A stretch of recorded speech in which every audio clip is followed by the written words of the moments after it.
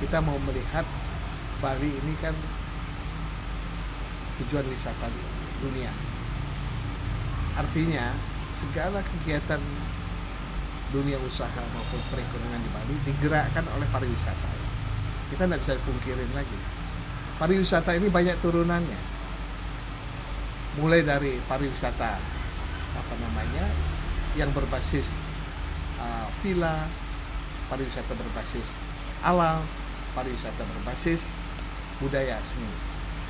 Nah, turunan-turunan dari pariwisata ini banyak sekali yang memerlukan dukungan penuh dari masyarakat, baik lokal maupun non-lokal. Ternyata Bali yang sudah menjadi tujuan wisata di dunia maupun nasional, ternyata pasca krisis 98, ya, pasca krisis mortgage 2008, dan pasca krisis sebelum COVID itu kita sudah anggap terjadi koreksi besar-besaran terhadap sarana pendukung daripada pariwisata ini. Contohnya dari 1998 sampai 2008, bahkan sampai tahun 2015, properti dan villa-villa di Bali mengalami peningkatan yang luar biasa. Bahkan terjadi peningkatan yang kita sebut dengan balon yang tidak terpenuhi. Namun puncaknya terjadi di 2017-16, di mana setelah munculnya tanda-tanda persaingan perang dagang antara Amerika dan Cina, di sana terjadi koreksi besar-besaran, terutama di tahun 2018 terhadap harga-harga dan harga-harga dan persaingan dalam properti dan villa yang berkoreksi yang cukup dalam.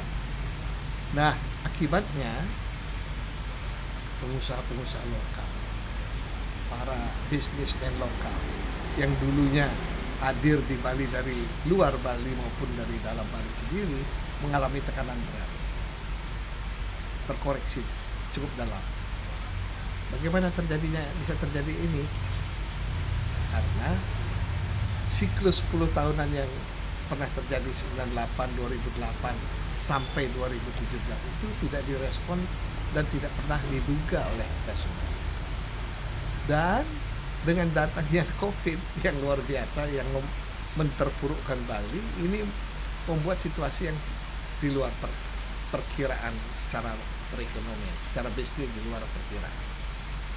Terkoreksinya makin dalam, apalagi pertumbuhan ekonomi Bali sempat minus 12%. Percaya atau tidak itu terjadi. Ya.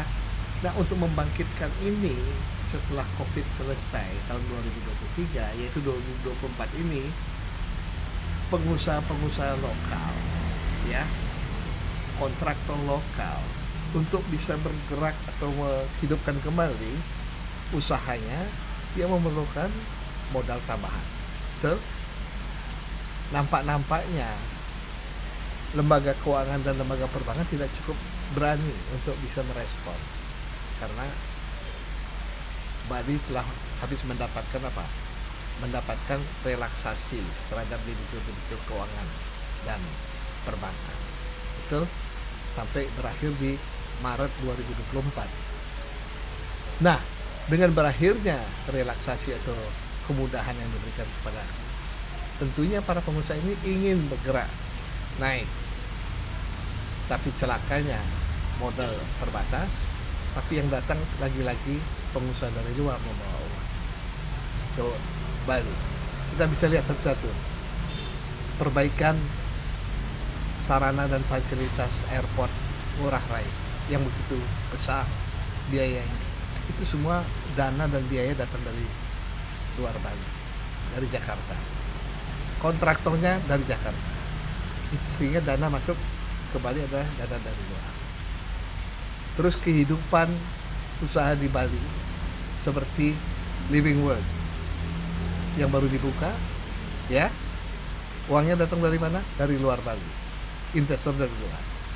Kemudian dibuka lagi yang di Sanur, apa namanya, Icon Bali itu dari luar dananya, kontraktornya pun dari luar. Dana masuk lagi untuk rumah sakit di Sanur yang terbesar di Asia. Itu sumber dana dari mana? Dari luar, dari perbankan di luar. Kemudian kura-kura Bali dan segala macam. Nah, kebanyakan yang datang adalah dana-dana dari luar untuk berinvestasi berbondong-bondong ke Bali. Sementara kontraktor lokal maupun pengusaha lokal hanya menjadikan mereka tidak mendapatkan kesempatan. Akibatnya itulah terjadi deflasi di Bali. Deflasi artinya apa? Ada dua hal kalau deflasi. Jadi oversupply dibandingkan demand. Jadi kalau produksi berlebihan, pembeli tidak ada, kan deflasi. Atau sebaliknya, supply ada, pembeli yang berkurang karena pendapatannya berkurang atau menurun, daya belinya menurun. Nah, ini yang terjadi. Jadi kesimpulannya, Bali dari sisi perekonomian sedang menghadapi tekanan berat. Walaupun pertumbuhan naik akibat sumber dana berasal dari luar, pertumbuhan ada, tapi lokally kemampuannya untuk daya beli itu berkurang. Jadi tergeruslah pendapatan tenaga kerja kita maupun dunia usaha yang ada di Bali, sehingga perekonomian boleh dikatakan agak stagnan. Walaupun secara nasional dibilang sudah tumbuh Bali 5% ya. Nah, kualitas tumbuhnya ini harus dibedah lagi karena sumbernya berasal dari luar. Gitu.